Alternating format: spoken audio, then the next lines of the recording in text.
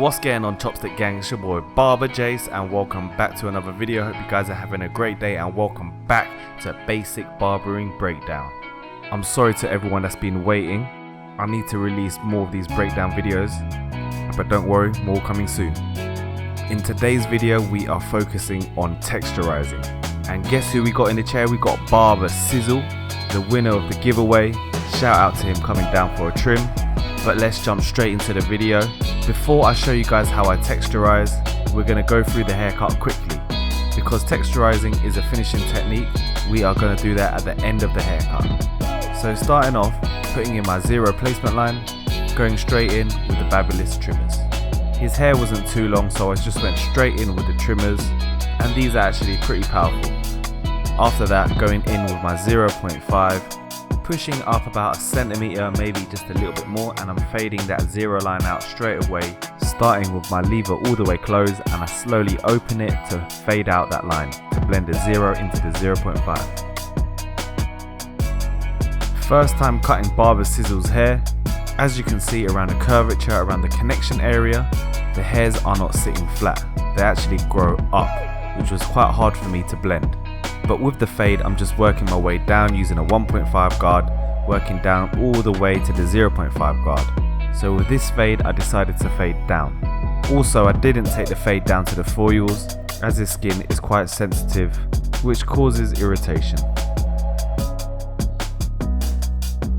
So swiftly moving on to the top, making it rain, making sure the hair is fully saturated, and I'm going to start off by putting in my profile line.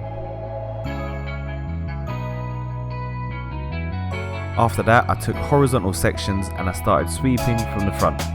I did a round layer on the top because you don't want the corners to be too heavy, and the way he wears it, he just wears it forward and messy. So after cutting the top, I'm going to do a bit of clipper over comb to get rid of that ridge. Because his hairs in that area grow up, I did clipper over comb wet so the water can weigh down the hair and the hairs will sit flat, which will allow me to connect a lot easier. So now I'm drying off.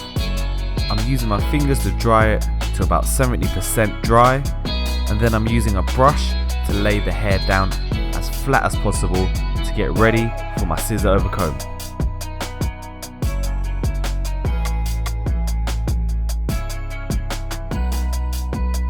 Basic Barbering Breakdown, scissor over comb coming soon. I know you guys have been waiting. Good things come to those who wait.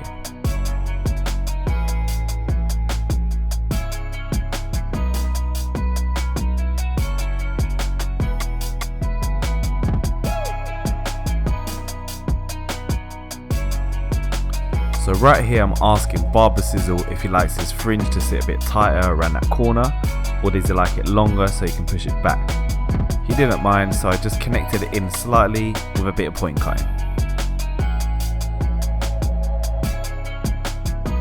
Cool, so starting off using my thinning scissors.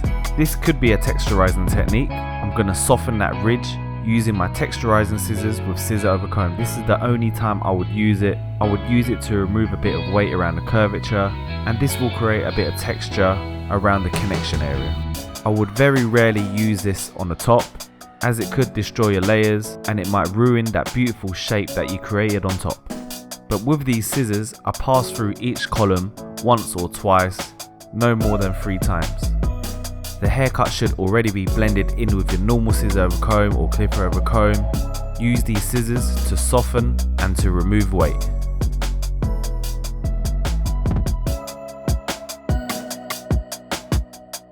So now it's time to texturize the hair.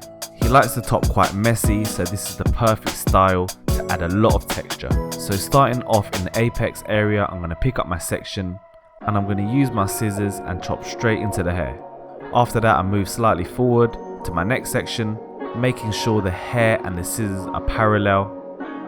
Make sure you slice away from your fingers. Don't chop into your fingers, cut away. So start off with the blade open near your fingers and you want to slice away. I try not to over texturize the hair, which means you need to take sections.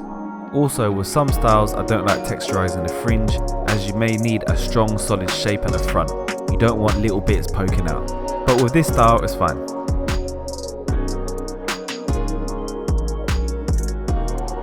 As you can see, I'm using my comb to grab my section from the side like that. I'm sliding it in from the side to pick up my section to get a nice, clean, precise section.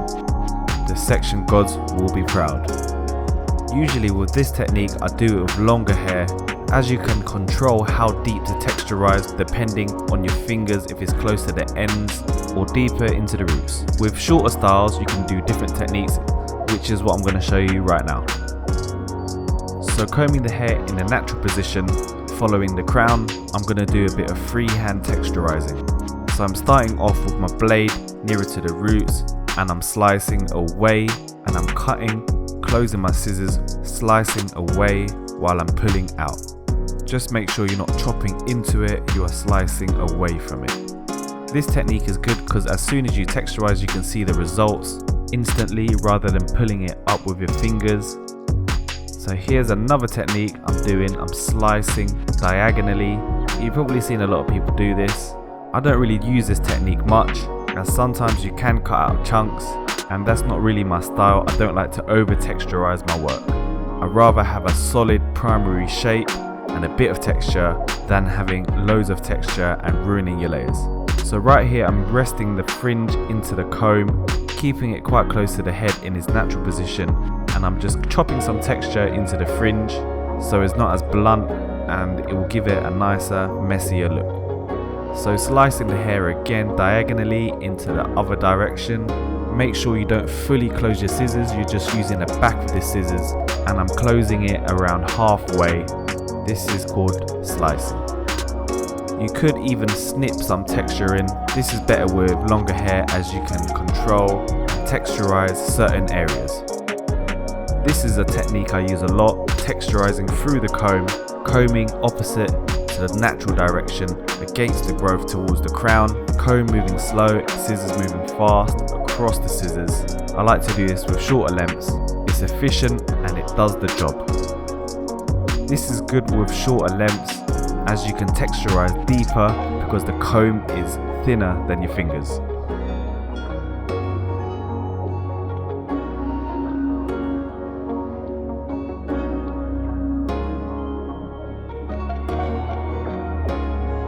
Creating a bit of texture around the sides.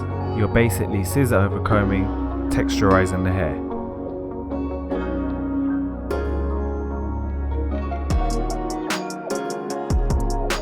After texturizing, make sure you blow dry all the excess hair off, and texturizing should be your final technique. The haircut should already be done. Texturizing is just a good way to personalize and give it your own twist. There's no right or wrong way to texturize or how much to texturize. It all depends on the client's hairstyle, what he prefers, and what you prefer as a barber. Beauty is within the eye of the beholder.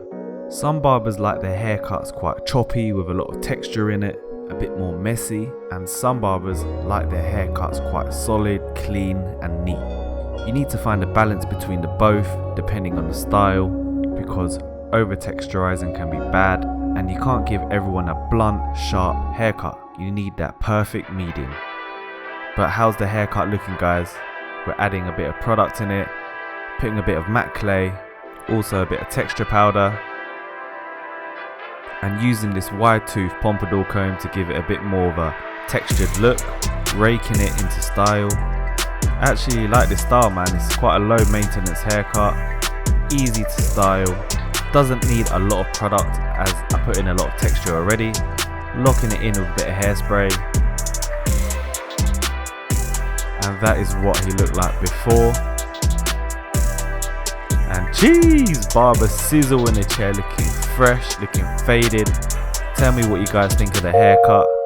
Thank you again for everyone that's watching. Big up Barber Sizzle again for coming down. Thank you to man like Derek the director. Stay fresh, stay faded, stay blessed. It's your boy Barber Jase. Peace and love.